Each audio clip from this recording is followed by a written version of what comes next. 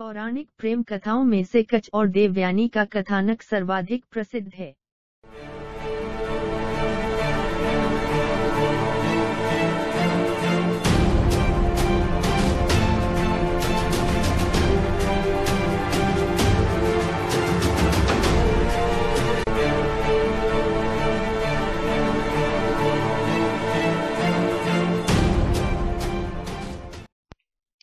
देवासुर संग्राम के दौरान एक बार हुआ यूं कि शुक्राचार्य, जो कि दैत्यों के गुरु थे, वो अपने सारे दैत्य जो मारे गए थे उन्हें मृत संजीवनी विद्या से जीवित कर देते थे।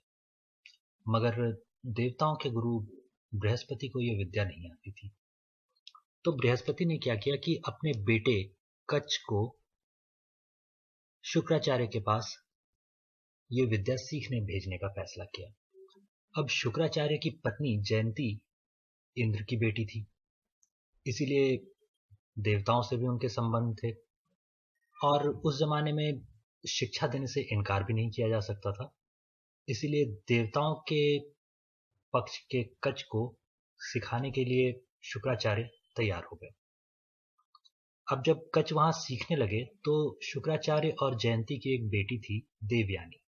देवयानी को कच्छ से प्यार हो गया, मगर उसने कभी यह बात बताई नहीं।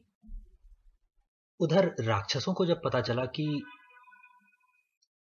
कच्छ उनके गुरु के पास मृत संजीवनी विद्या सीखने के उद्देश्य से आया हुआ है, तो उन्होंने एक दिन शाम ढले कच्छ को पकड़ा और उसकी हत्या कर दी।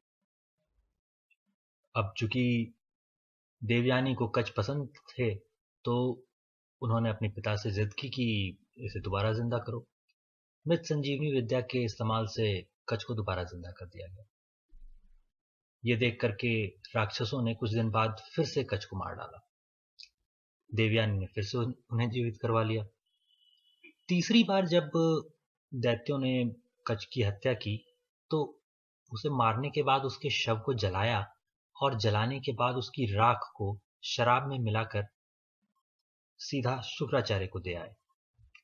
अब शुक्राचार्य वो शराब पी गए तो कच्छ पहुंच गया उनके पेट में।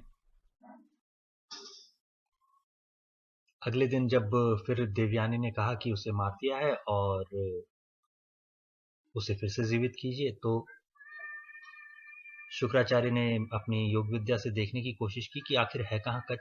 तो उन्हें पता चला कि अब तो ये मेरे पेट में है। विकट समस्या खड़ी हो गई। अगर शुक्राचार्य कच्छ को जीवित करते तो वो उनका पेट फाड़ कर बाहर आ जाता और शुक्राचार्य मर जाते। इतने दिन से जो उन्होंने मृत संजीवनी विद्या नहीं सिखाई थी, वो अब उन्हें मजबूरन कच्छ को सिखानी पड़ गई। तो कच्छ मृत संजीवनी विद्या सीखकर शुक्राचार्य का पेट फाड़कर बाहर आए और दोबारा मृत संजीवनी विद्या से शुक्राचार्य को जीवित कर दिया। अब देवयानी ने कहा कि आपको मुझसे शादी करनी चाहिए, मुझे आपसे प्यार है। तो कच्छ ने कहा कि मैं तुम्हारे पिता के पेट से जन्मा हूं, इसीलिए अब मैं तुम्हारा भाई हो गया, तो मैं अपनी बहन से ही शादी कैसे करूं? ऊपर से तुम गुरु की बेटी हो, इस नाते से भी मेरी बहन होती हो, तो मैं तुमसे शादी नहीं कर सकता। ये सुनकर के देवयानी गुस्से में आ गई। उसने कच्छ को शाप दे डाला कि जो मृत संजीवनी विद्या तुम सीख कर जा रहे हो, इसका कभी इस्तेमाल नहीं कर पाओगे। बदले में कच्छ ने भी देवयानी को श्राप दे डाला।